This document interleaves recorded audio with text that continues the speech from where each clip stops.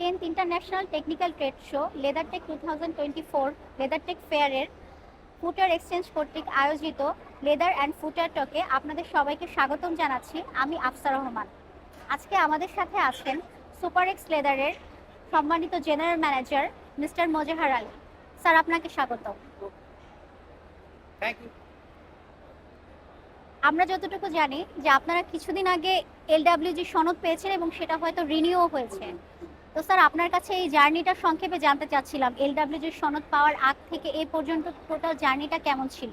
আসলে আমরা প্রথম সনদ পাই আছে 2023 সালের অক্টোবর মাসে, এবং এর আগে আসলে বাই বর্ন বলতে গেলে এটা 2016 সালে এটা জার্নি হয়েছিল আমাদের কোম্পানির শুরু হয়ে, এবং তখন থেকে আমরা কোম্পানির অনেকগুলো মানে ইয়ে ছিল যেগুলো এলডব্লিউ পাওয়ার জন্য খুবই সহায়ক ছিল। যেমন এখানে যে এক্সিট পয়েন্ট কোম্পানির, মানে ফ্যাক্টরির ভিতরে এক্সিট পয়েন্টগুলো, তারপরে এই কোম্পানিতে আমাদের আগের থেকে ছিল কোল্ড স্টোরেজ, এই কোম্পানি থেকে আগের থেকেই ছিল আমাদের ইটিপি, যেটা আমাদের ইয়ের জন্য খুব এলডব্লিউ ওই পয়েন্টগুলো পাইতে আমাদের খুব সহায়ক ভূমিকা পালন করেছে। কিন্তু তারপরেও এটাও বলতে গেলে কিছু কিছু পোর্শন আছে যেগুলো খুব আসলেই কঠিন। যেমন সোশ্যাল অডিটটা ওই সময় আমরা আসলে করাইতে পারি নাই, প্রথমেই সোশ্যাল অডিটটা করাইতে পারি না। তারপর সোশ্যাল অডিট করতে গেলে অনেকগুলো ইয়ে আছে, যেমন ওয়ার্কারদের যে ফ্যাসিলিটিগুলো আমাদের প্রথম দিকে একটু কম ছিল, যার জন্য আমরা একটা শো করতে পারি। কিন্তু এইবার ওটা আমরা কমপ্লিট করতে পেরেছি। এবার আমাদের এলডব্লিউ যে 17টা সেকশন, তার মধ্যে ম্যাক্সিমাম সেকশনে আমরা গোল্ড পেয়েছি। কিছু কিছু সেকশনে আছে যেগুলো আমরা সিলভারই পেয়েছি, আর সিলভার যদি আমরা একটাও পাই তারপর পুরাটাই সিলভার হয়ে যাবে, পুরাটাই গোল্ড পেতে হবে। স্যার, পুরাটা গোল্ড না পর্যন্ত আমরা গোল্ড রেটেড হতে পারবো না কখনোই। স্যার, সার্টিফিকেট পাওয়ার আগে এবং সার্টিফিকেট পাওয়ার পরে আপনার কি মনে হয় যে বিজনেসে বা সেক্টরে কি ধরনের চেঞ্জ আপনারা দেখতে পাচ্ছেন? হ্যাঁ, নিঃসন্দেহে আগে এবং পরের ভিতরে অনেক পার্থক্য। বিশেষ করে অনেকগুলো ব্র্যান্ডেড কোম্পানি থেকে আমরা এখন আমাদেরকে লক করতেছে, এবং অলরেডি আমরা স্যাম্পলিং শুরু করে দিছি। আমি ওগুলোর নাম এখনও উচ্চারণ করতে চাই না, এই জন্য যখন আমরা ফুল প্রোডাকশানে তাদের সঙ্গে মানে সাপ্লাই দিতে পারবো, তখন আমরা এটা সবার সামনে ফ্ল্যাশ করবো আর কি। যেহেতু ব্র্যান্ডেড কোম্পানি, তো এটা আমাদের কিছু ব্যবসায়ী আমাদের মানতে হয় আর কি, যার জন্য আমরা ওগুলো এখন বলতেছি না। তবে এইগুলো কিন্তু আমাদের এলডব্লিউজি পাওয়ার আগ পর্যন্ত এই ধরনের কোম্পানি কিন্তু আমাদের নক করে নাই। এই দুগুলো কোম্পানির কাছে আমরা নিজেরাই নক করছি তা না, তারাই বরং আমাদের কাছে নক করতেছে এলডব্লিউজি। কারণ ইউরোপিয়ান অনেক কমিউনিটিতে আছে যেখানে চামড়া বিক্রি করতে গেলে এলডব্লিউজি একটা প্রধান শর্ত। এই এলডব্লিউজি না পাইলে তারা কোনো মাল কিনবে না। ইভেন এগুলো আস্তে আস্তে অন্যান্য দেশগুলোতে আস্তে আস্তে যাচ্ছে, যেমন জাপানে আগে ছিল না, এখন কিছু কিছু ইয়েতে তারা এলডব্লিউজি আসছে। আর এমনিও ইউরোপ, আমেরিকা, ওগুলোতে এলডব্লিউজি সবগুলো এই সনদ না থাকলে চামড়া বিক্রি করা আসলে খুবই কঠিন। স্যার, সার্টিফিকেট পাওয়ার এই জার্নিটা তো নিঃসন্দেহে অনেক কঠিন ছিল। তারপরও আপনাকে যদি জিজ্ঞেস করি, মানে পুরো জার্নিটাতে কোন পার্টটা সবচেয়ে বেশি চ্যালেঞ্জিং ছিল, আপনি কি বলবেন? সবচেয়ে বেশি চ্যালেঞ্জেস ছিল যেমন আমাদের কেমিক্যাল যে কনজামশনে, যে আমাদের একটা ইয়ে আছে, কনজিউম আমরা করি, কিন্তু অনেকগুলো কেমিক্যাল যেগুলো আমাদের এনভায়রনমেন্টাল ফ্রেন্ডলি না। সুতরাং আমাদের বেছে বেছে ওই কেমিক্যালসগুলো আমাদের এগুলো ব্যবহার করা লাগছে। তারপর প্রতি মাসে যে একটা টেস্ট করা লাগে, যদি আমরা 3 মাস পর পর এই টেস্টটা করেছি, তো এটা হয়তো আমাদের এই জার্নিটা 3 মাস পর পর করতে পারি না। এটাও ওই কারণেই আর কি, আমরা বেছে বেছে কেমিক্যালসগুলো নেওয়া এবং এগুলো ব্যবহার করা এবং টেস্ট নিজেরা করে করে আমরা টেস্টটা আমরা দেখছি। তারপরে আমরা হয়তো আন্তর্জাতিক মানে বিভিন্ন প্রতিষ্ঠানে এই টেস্টগুলো করিয়েছি আমরা। এই জন্য এইগুলো আমাদের কাছে প্রথম থেকে খুব কঠিন ছিল। তাছাড়া আর তেমন কোনো কঠিন আমরা না, আর অনেকগুলো ফ্যাসিলিটি আমাদের এক্সিস্টিং আগেই ছিল, যার জন্য আমাদের কঠিন হয় নাই আর কি।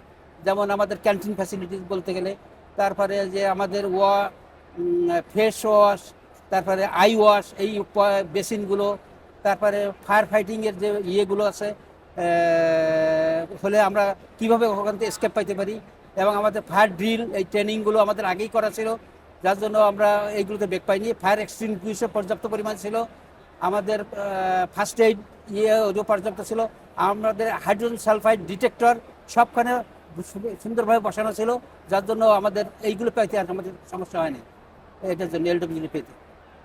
স্যার একটা প্রবাদ কিন্তু আমরা জানি যে স্বাধীনতা অর্জনের চেয়ে স্বাধীনতা রক্ষা করা কঠিন। হ্যাঁ, নিঃসন্দেহে। তো আমরা বলতে চাই যে সফলতার একদম পূর্ব শর্ত হিসাবে অলরেডি আপনারা এলডব্লিউজি সার্টিফিকেটটা হুম। অর্জন করেছেন, কিন্তু এটাকে ধরে রাখার জন্য নেক্সট প্রসিডিউর কোন ধরনের প্রসিডিউর আপনাদেরকে ফলো করতে হচ্ছে, বা আপনারা কোন ধরনের কাজগুলো মানে কন্টিনিউ করছেন যাতে এই সার্টিফিকেশনটা আপনারা ধরে রাখতে পারেন, বা রিনিউ করতে কোনো সমস্যা আমরা হচ্ছে এইগুলোর কিনা? জন্য যে বিশেষ করে কেমিক্যাল প্রসেসগুলোতে আমি বলবো, হুম, এগুলো যেমন এগুলো মানে খুব রেস্ট্রিক্টেড যেগুলো সাবস্টেন্স, ওইগুলো একটা লিস্ট আমাদের আছে, আমরা যেটা বলে RSL, এগুলো আমাদের খুব বেশি ইয়ে করা লাগতেছে, খুব কন্ট্রোল করা লাগতেছে, যাতে আমরা এই ধরনের রেস্ট্রিক্টেড সাবস্টেন্স আমাদের লেদারের ভিতরে না আসে এই জিনিসগুলো। এবং এটা একেবারে সহজ কাজ না, কাজটা বেশ কঠিনই বলতে গেলে। তারপরে প্রতি মাসে মাসে টেস্ট রিপোর্ট করা, এটাও আমাদের জন্য খুবই কঠিন আছে, প্রতি মাসে মাসে করা, এটাও একটা রিস্কি। তারপরে এই মানে পুরা ইয়েটা যেমন আমাদের কিছু কিছু ইয়ে আছে, যেমন আমাদের পার্টিকুলেট ম্যাটারগুলো যে ইয়ারে যেগুলো যাচ্ছে, এগুলো যেন ঠিকমতো ওই ওই একটা নির্দিষ্ট সাইজ আছে ওর উপরে না যায়, যেমন PM2.5 বলি, PM10, 25, এরও একটা কন্ট্রোল আমাদের আছে। এই কন্ট্রোলগুলো আমাদের প্রতিনিয়ত করতে হচ্ছে। এখন স্যার এই যে সার্টিফিকেশনটা, এই সার্টিফিকেশনটা ফাইন্যান্সিয়ালি কতটা ভায়াবল? মানে কেউ যদি এই সার্টিফিকেশনের দিকে যায় তার তো অবশ্যই কিছু ইনভেস্টমেন্ট থাকবে। সো ইনভেস্টমেন্টের সাথে রিটার্নের যে ডিফারেন্সটা সেরকম কিছু আছে কিনা, মানে ফাইন্যান্সিয়াল দিকটা আপনি কিভাবে নিঃসন্দেহে describe এটা করবেন? ফিনান্সিয়ালি বেনিফিটেড হবে। এই জন্য আসলে বলতে গেলে একজন লেদার সেক্টরে এখন সবচেয়ে বড় সমস্যা আছে, যার LWG নাই তার বেচা কেনা খুব কঠিন। এটা হচ্ছে প্রথম কথা। এটা আমি অঙ্কে মাপতে চাই না এই মুহূর্তে, কিন্তু এটা আসলে বিশাল একটা, আমরা অর্ডার যদি না থাকে আমরা মাপবো কি দিয়ে? আসলে অর্ডারের পরিমাণ তো আমাদের জিরো, মাপা খুব কঠিন। কিন্তু যদি অর্ডারগুলো পর্যাপ্ত পরিমাণ থাকে, যেমন আমার কাছে 25টা ক্রেতা আসতেছে, এই 25টার মধ্যে আপনি 15টা যদি ধরে রাখতে পারি, সুতরাং সেটা আমাদের জন্য সেই 15টা ধরে ওই প্রোডাকশন দেওয়া তো আমার জন্য কঠিন অনেকটা। সুতরাং এই অর্ডার আমরা পাচ্ছি না, এটার জন্য তো ফিনান্সিয়ালি আমরা অনেক বেশি ক্ষতিগ্রস্ত হচ্ছি, অনেক লস হচ্ছে আমাদের এটা। আর যার LWG নাই আমি মনে করি তার অর্ডারও নাই বলতে গেলে এই মুহূর্তে।